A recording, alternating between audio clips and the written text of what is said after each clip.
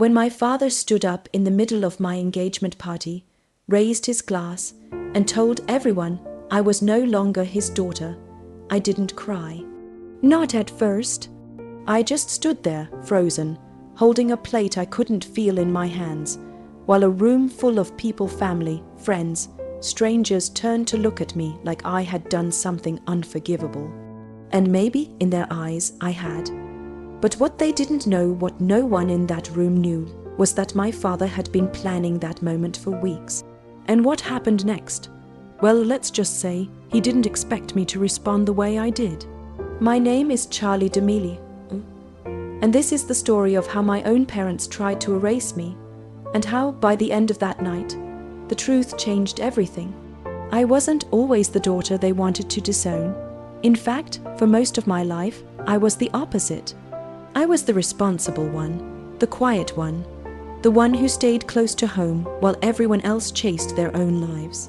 I grew up in a modest house just outside the city. Nothing fancy, cream-colored walls, a small front porch, and a kitchen that always smelled like cinnamon and tea. My mother believed in appearances. My father believed in control, and me. I believed that if I did everything right, they would love me the way I needed. I cooked meals when my mother was tired. I handled bills when my father was too busy. I gave up opportunities, jobs, travel, relationships, because family comes first. That's what they taught me. And I listened. Even when my younger brother moved away without a second thought, even when my parents praised him for following his dreams, while I stayed behind, holding everything together. Looking back now, that should have been my first warning. But when you love people, you don't see the imbalance. You just call it sacrifice. Things started changing the year I turned 26. It wasn't obvious at first. Just little things. My father became distant, short answers, fewer conversations. My mother started making comments, small, sharp ones that lingered longer than they should. "You're still not married," she'd say casually. "At your age, I already had 2 children." Or "You spend too much time thinking about yourself." That one always confused me. Because I didn't. If anything, I didn't think about myself enough. Then came the financial conversations. At first, they framed it as trust.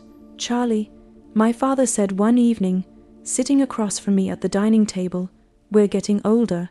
It's time you take more responsibility." I nodded immediately, of course. I already handle most things. He leaned forward slightly. "Then it makes sense for you to sign the property documents, just as a formality." A formality. That's what he called it, and I believed him, because why wouldn't I? They were my parents, but that wasn't the end of it. Not even close. Because what I didn't realize at the time was that those papers, those formalities, were the beginning of something much bigger. Something I wouldn't fully understand until the night everything fell apart. It was a Saturday evening. Exactly 6:18 p.m. when I walked into the venue. I remember the time because I checked my phone, nervous but excited. It was my engagement party, a small gathering, just close family and a few friends, or at least that's what I had been told. But when I stepped inside, the room was fuller than expected. Too full. There were people I didn't recognize. Distant relatives I hadn't seen in years. Even some of my father's business associates. That felt strange. But I pushed the feeling aside. Maybe they just wanted to celebrate. I told myself, my fiancé, Daniel, greeted me at the door.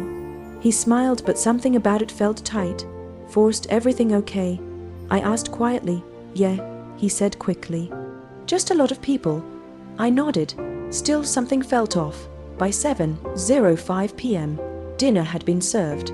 By 7:22 p.m., my mother hadn't said a single warm word to me. Not one.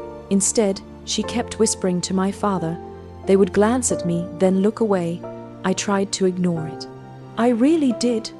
But there's a certain kind of silence that feels louder than shouting. And that night, I could hear it everywhere. Then, at exactly 7:47 p.m., my father stood up. He tapped his glass gently. "Can I have everyone's attention?" The room quieted almost instantly. I smiled nervously, assuming this was a speech. A toast, something normal, something loving.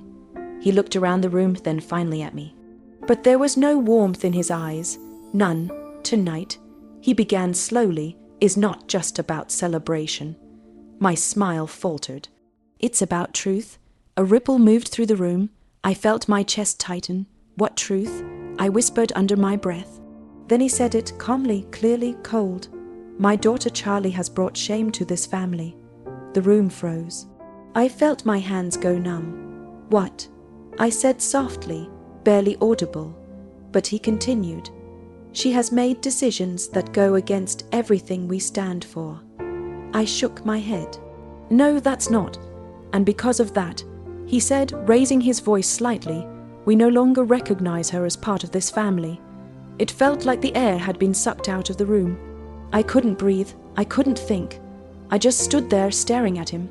Dad, I whispered, but he didn't look at me again. My mother stepped forward, and what she said next hurt even more. We tried to guide her. She said softly, almost sadly, but she chose her own path. Her own path? What did that even mean? I turned to Daniel. Say something. I begged quietly, but he didn't. He just looked down. That's when I knew. This wasn't sudden. This wasn't emotional. This was planned. I felt something shift inside me. Not anger, not yet. Something deeper, something colder. Understanding. Every comment, every document, every strange look. It all started making sense. This wasn't about shame. This was about control, and I had just stepped outside of it. I swallowed hard. My voice shook, but I forced the words out. What are you talking about? My father finally looked at me again, and this time, there was something in his eyes I had never seen before. Not disappointment, not anger, but certainty. You signed the papers, Charlie, he said. My heart dropped. What papers? The property transfer. He replied calmly, and the agreement that came with it. Agreement? I shook my head. No, you said that was just a formality. He interrupted. A few people in the room shifted uncomfortably. That's when I realized something terrifying. I hadn't just been betrayed. I had been set up carefully, deliberately and publicly. I looked around the room, at the faces watching me, at the whispers beginning to rise. And then I saw something that changed everything, something I hadn't noticed before, something that made my stomach drop. Because sitting at the far end of the room was a man in a grey suit, holding a folder, watching me, waiting, and in that moment I knew this night wasn't just about disowning me. It was about something much bigger. Something legal, something final, and I had just walked straight into it.